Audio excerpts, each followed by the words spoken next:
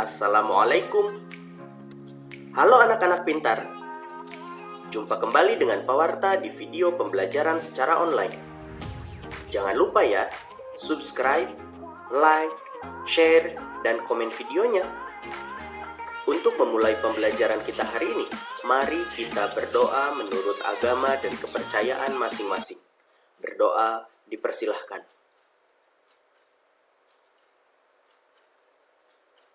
Selesai. Anak-anak pintar, hari ini kita masih mempelajari tema 3 dan sekarang masuk pada subtema baru, yaitu subtema 2, keberagaman makhluk hidup di lingkunganku. Mari kita simak materi selengkapnya. Anak-anak pintar, selain tumbuhan, hewan juga merupakan sumber daya alam yang perlu terus dijaga keseimbangan dan kelestariannya. Jika tidak, maka hewan-hewan tersebut akan menjadi langka dan punah, seperti yang terjadi pada burung cendrawasih. Sekarang, coba kalian amati gambar berikut ini. Adakah yang tahu gambar apa itu? Ya, betul. Gambar burung cendrawasih. Burung cendrawasih disebut juga sebagai burung surga. Burung yang menjadi maskot Papua ini memiliki warna bulu yang indah.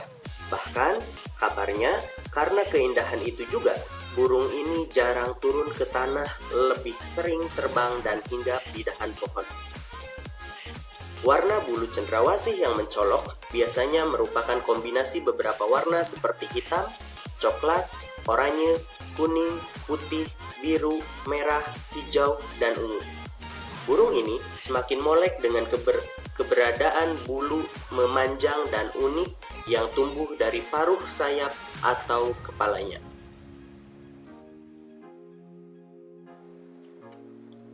Warna yang bermacam-macam menjadi salah satu penanda untuk mengelompokkan jenis mereka. Habitat aslinya di hutan-hutan lebat, yang umumnya terletak di daerah dataran rendah, dan hanya dapat ditemukan di Indonesia bagian timur. Burung cendrawasih matikawat adalah jenis yang menjadi identitas Provinsi Papua. Masyarakat di Papua sering menggunakan bulu cendrawasih sebagai pelengkap atau hiasan dalam pakaian adat mereka. Keberadaan burung cendrawasih kian lama kian terancam. Perburuan dan penangkapan liar serta kerusakan habitat menjadi beberapa penyebab utama. Bulu cendrawasih juga diperdagangkan, digunakan sebagai penghias topi wanita di Eropa.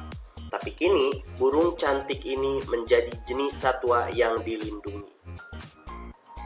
Beberapa jenis cendrawasih yang masuk dalam daftar dilindungi antara lain cendrawasih kuning kecil, cendrawasih botak, cendrawasih raja, cendrawasih merah, dan tua.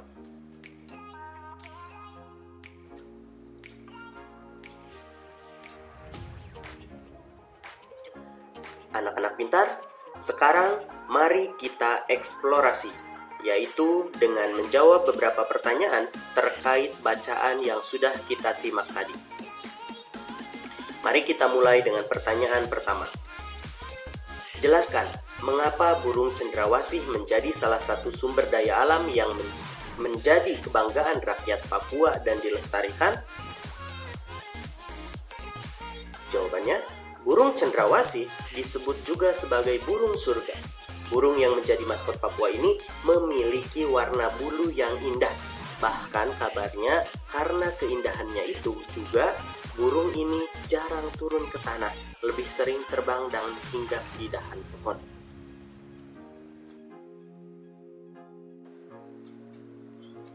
Pertanyaan selanjutnya.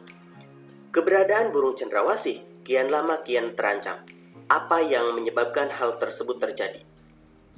Kita bisa menjawabnya, perburuan dan penangkapan liar serta kerusakan habitat menjadi beberapa penyebab utama.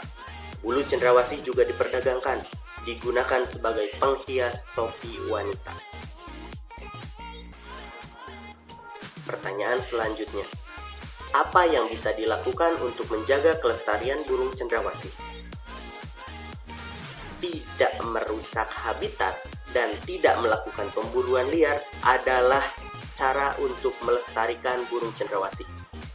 Bisa juga dengan membuat suaka marga satwa. Bagaimana kaitan antara perilaku manusia dengan kelangkaan burung cendrawasih? Jawabannya, perilaku manusia yang buruk menjadi faktor langkanya burung cendrawasih. Harga bulunya yang mahal membuat manusia tidak bertanggung jawab memburu burung cendrawasih untuk dijual. Oleh karena itu, burung cendrawasih akhirnya semakin langka dan terancam punah. Berikutnya, apa saranmu agar kelestarian burung cendrawasih tetap terjaga? Semua manusia harus memiliki kesadaran bahwa keberadaan burung cendrawasih sudah langka. Memberi hukuman maksimal kepada pelaku pemburu burung cendrawasih adalah salah satu cara untuk memberikan efek jera supaya tidak lagi terjadi perburuan liar.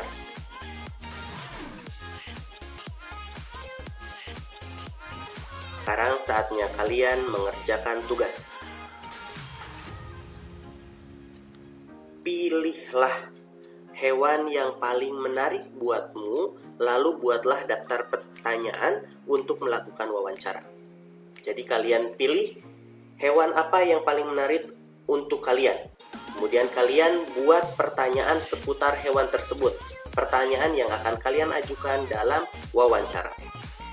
Perlu diperhatikan bahwa daftar pertanyaannya harus memuat tempat tinggal hewannya, apakah di dataran tinggi, dataran rendah, ataukah di pantai. Kemudian manfaat hewan tersebut apa? Dan cara melestarikan serta menjaga keseimbangan hewan tersebut sebagai sumber daya alam. Yang terakhir, ciri-ciri hewan atau bagian hewan tersebut. Selamat mengerjakan. Anak-anak pintar, selain cendrawasih, masih banyak hewan lainnya yang harus kita lindungi. Di sekitarmu, tentunya banyak hewan yang menarik perhatianmu. Ayo, kita belajar lebih banyak mengenai hewan.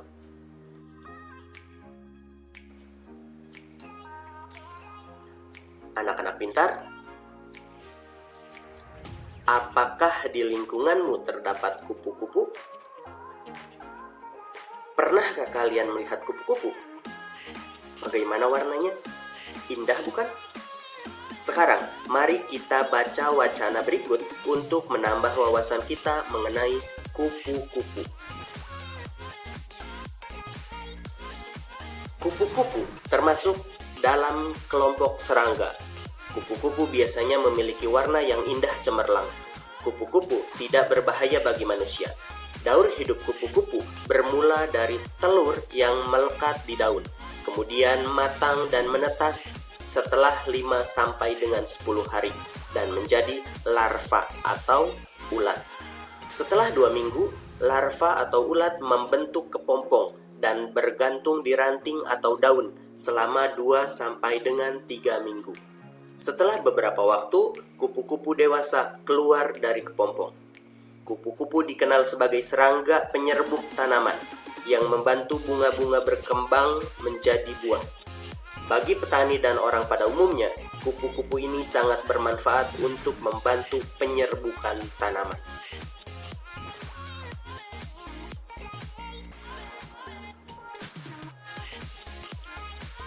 Kupu-kupu hidup di dataran tinggi dan di dataran rendah.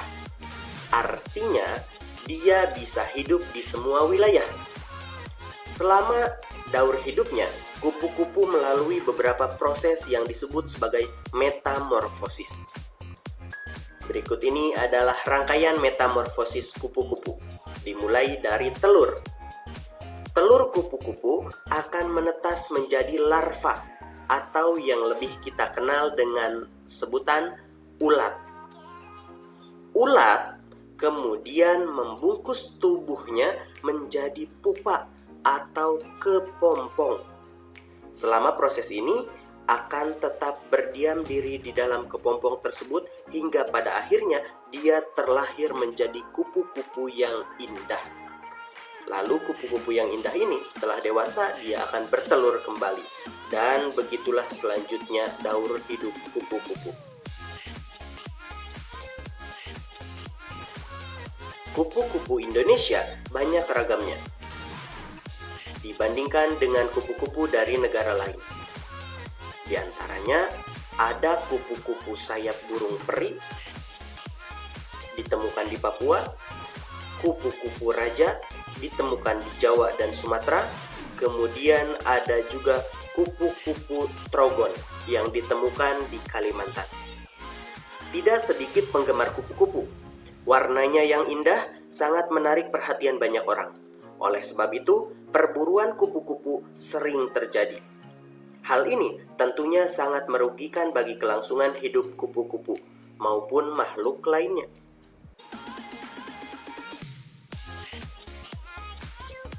Tahukah kamu manfaat kupu-kupu? Kupu-kupu membantu penyerbukan tanaman. Hal ini tentunya bermanfaat untuk kelestarian tanaman.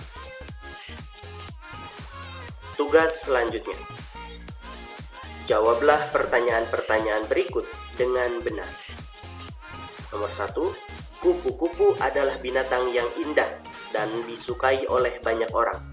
Menurut kalian, apa yang akan terjadi seandainya kupu-kupu mengalami kepunahan karena banyak diburu dan dikoleksi sebagai hiasan dinding?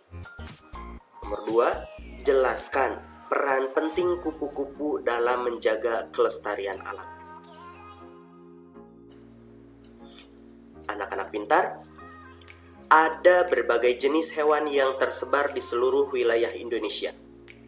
Secara umum, hewan tersebut dibagi menjadi 2 jenis, yaitu yang pertama, hewan ternak, contohnya sapi, kerbau, domba, kambing, ayam, dan lain sebagainya.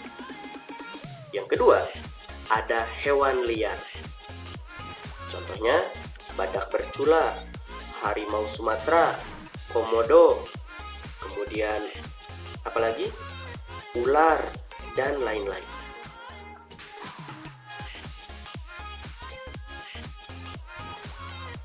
Anak-anak pintar, tidak terasa ya, kita sudah berada di penghujung video. Demikianlah materi kita kali ini. Semoga bermanfaat bagi kita semua. Akhir kata dari Pawarta, wassalamualaikum warahmatullahi wabarakatuh. Sampai jumpa di video pembelajaran selanjutnya.